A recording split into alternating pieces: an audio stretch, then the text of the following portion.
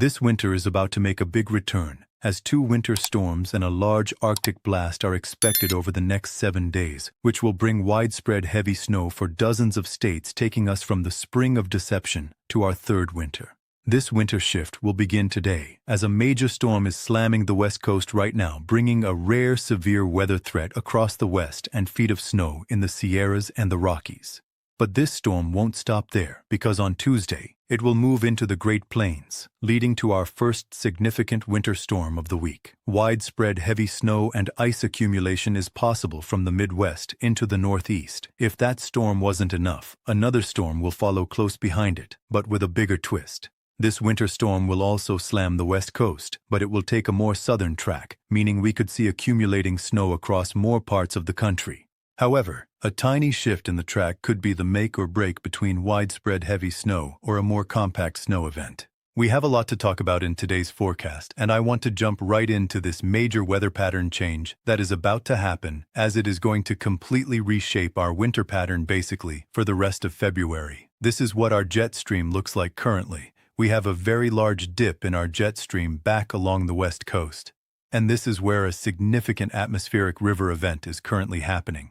This is dumping a lot of rain and a lot of snow across the western tier of the country. We still have a ridge back down towards the Gulf Coast, but that's not going to be there for much longer, because by the time we go into Wednesday and Thursday, notice how our jet stream just has this massive swing, a big dip that is going to stretch all the way from California back into Michigan and also into Ohio. And this is going to lead to 2 different significant storms this week, maybe even 3. We are going to have a threat for severe weather and heavy snowfall for tens of millions of people by the middle of this week. And then eventually, as we get closer to the weekend, we could see yet again another significant storm try to make its way over the Rockies and then eventually go into the Ohio Valley and the East Coast. So again, there could be as many as 3 different large storm systems over the next 7 days. We're not talking about those garden variety isolated shower and thunderstorm events. We're talking about widespread impact storms that'll be impacting a lot of people over the next 7 days. I do want to point out that yes, it is very warm across the United States, but that's not going to last forever because winter is making a big return. This week, we are expecting well above average temperatures all across the Great Plains, Midwest, Ohio Valley, back towards the East Coast, along the West Coast, and around the Rockies. That is where below-average temperatures currently reside.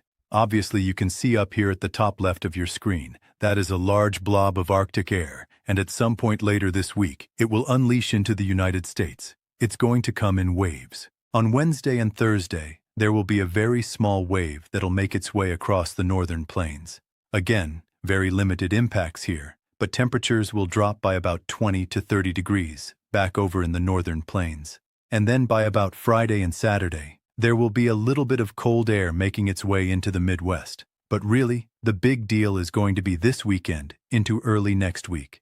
That is when we're going to be dealing with a much larger and more significant shot of cold air. This will be borderline Arctic blast. More than anything, a very strong cold front will be on the backside of a low-pressure system. And this should lead to temperatures dropping by as much as 30 to 40 degrees on Sunday and Monday. We are going to go right back to winter conditions across most of the Ohio Valley and the East Coast by the end of next weekend, and eventually into early next week. And temperatures will drop by a lot. Even the Northeast could be dealing with some very significant Arctic air. And then beyond this, we don't really know what's going to happen. Things get a lot more uncertain. Anything could happen basically by the end of February.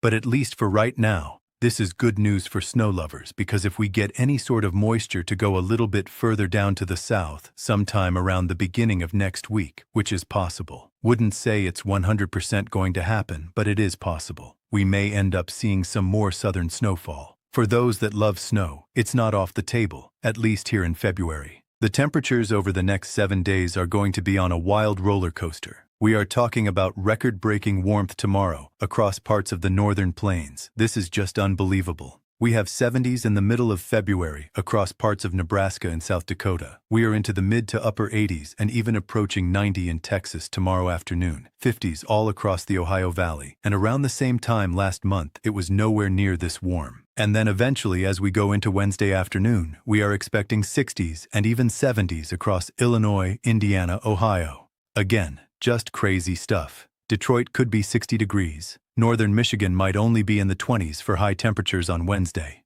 Just an unbelievable contrast. Thursday will be very warm as well. And I do have some concern that we could see severe weather unleash on Thursday in parts of the Ohio Valley, where damaging winds and even tornadoes could be on the table, which is not something that is very common for February. So, we could have some rare severe weather on our hands with how warm it is going to be. And Friday and Saturday back over in South Texas, we could have some areas approaching 100 degrees. Eventually, by next week is when things start to plummet again. By Monday morning, we could be talking about a widespread freeze going all the way down towards southern Alabama and Georgia. Teens single digits across the Midwest, some areas below 0 degrees. The most significant Arctic air will still be back over in Canada. GFS model in particular does not have that Arctic air really going anywhere anytime soon. We should have at least one more Arctic blast sometime at the end of February or in early March. Let's talk more about these winter storms that'll be impacting the United States over the next 7 days. And beginning with today, we already have a lot of rain and snow that is actively falling along the West Coast. Very powerful atmospheric river event where a lot of moisture is coming out of the Pacific. It's basically hammering the West Coast. Several inches of rain is expected today and tomorrow in areas like San Diego, Los Angeles, all the way up into San Francisco. Very significant mountain snow too. Even the Sierra Nevada is going to be picking up upwards of 80 to 100 inches of snow over the next 5 to 7 days. Once we go into Tuesday, this area of moisture will eventually surge over the Rockies, and that's going to develop a very large low-pressure system, also a strong storm system. Now, this isn't going to impact everybody. This is going to be a very thin and narrow storm system when it comes to who's going to see snow and rain. However, notice the isobars here. They're very tight, and that means that it's going to be very windy on Tuesday. I have some big concerns for fire conditions Tuesday and Wednesday because of how windy it's going to be and how dry it's going to be, especially across parts of the high plains, Texas, Oklahoma, and Kansas. So please make sure if you're anywhere in these areas, you're very vigilant about the ongoing fire risk Tuesday and Wednesday. Tuesday night and early Wednesday morning, this storm system will rapidly intensify across the northern plains and the Midwest. Heavy snow is expected across Saskatchewan, areas like northern Minnesota, Wisconsin, back into North Dakota, dealing with possibly even blizzard conditions in some areas during the overnight hours Tuesday into early Wednesday. It will be so warm across areas like Chicago that we're going to be dealing with showers and maybe even some isolated thunderstorms during the daytime on Wednesday. And then once Thursday rolls around, this large storm system is going to get so stretched out, it's going to become very disorganized. Our area of low pressure is going to become a lot weaker. And then eventually behind this, we are going to have yet again another storm system. I think this one's going to be a lot more impactful than the one that we're dealing with Tuesday and Wednesday. And it's more because of the fact it's going directly over the central part of the Rocky Mountains.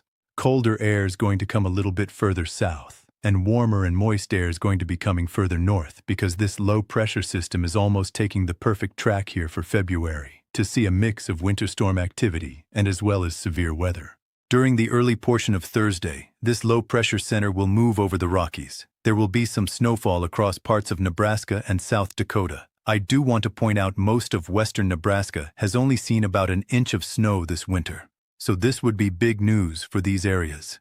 Back over to the south and east, there'll be some moisture coming out of the Gulf, so we're at least expecting some showers during the morning on Thursday. Once we go into Thursday afternoon is when things could get a lot more interesting. And this is because we will have a very strong moisture pull coming out of the Gulf and then very strong southwesterly flow. And this should allow for a severe weather setup on Thursday across the Ohio Valley. The significance of this severe weather setup, though, is very up in the air because it's going to depend on this storm system and how it evolves as it moves over the Rockies. The exact track of it. All that sort of stuff matters a lot right now. We don't exactly know what's going to happen, so things are still up in the air about severe weather. However, the European model here is showing a pretty significant severe weather setup Thursday afternoon and evening, with damaging winds and tornadoes possible in areas like Illinois, Indiana, Ohio. I know I'm saying these states, and it might sound crazy for the middle of February, but that's literally what it looks like right now for Thursday. It's going to be very warm, and the dew points are going to be pretty high that far to the north. Back over in Kentucky and Tennessee, that'll be probably the main corridor will be in Kentucky and Tennessee during the daytime on Thursday. Could even continue into the evening hours. And then late Thursday into early Friday, this storm system will be producing the possibility of some pretty heavy snowfall in parts of Iowa, Minnesota, and Nebraska. With how windy it's going to be on the backside of this low-pressure system, we could end up having some blowing snow. I don't think we're going to have blizzard conditions because there's really not a whole lot of snow on the ground right now. And this is not going to dump, I don't think, enough snow for blizzard conditions in Wisconsin, Iowa, or Minnesota. But heavy snow is possible late Thursday into early Friday. And then predictability beyond Friday is very low. The European model on Saturday shows almost nothing in the United States. But look at the GFS model. This is another pretty accurate model in a lot of cases. It shows a pretty significant storm system across the southeast, even with possible snow in areas like Arkansas, Ohio, and back into Kentucky. So again, there's a lot of uncertainty right now. A lot of things could happen between now and then. In terms of where the best chance of snow will reside over the next 7 days, it'll definitely be back over on the west coast. But we do have increasing chances of at least a pretty significant winter storm as we go into Tuesday and Wednesday across the far northern plains in the upper Midwest, expecting a widespread 4 to 8 inches of snow. Some areas will easily pick up over a foot of snow as well. And then by the weekend into early next week, this is where things get a lot more uncertain. Right now, the National Weather Service blend of models, which blends a lot of models together, shows our best chance of snowfall still being across the northern plains and the Midwest, and highlighting another area across the Northeast, with possibly some significant snowfall across parts of New England. If we take a little bit of a closer view of some of these areas back along the West Coast over the next 7 days, we are expecting at least 50 to 100 inches of snow across the Sierra Nevada. Parts of the Cascades and the Rockies could easily pick up feet of snowfall. And then, in terms of rainfall along the West Coast, we are anticipating a very significant rain event today, into early tomorrow with a widespread 1 to 3 inches of rain from San Diego, back up into San Francisco. So mudslides are going to be a big concern here over the next few days.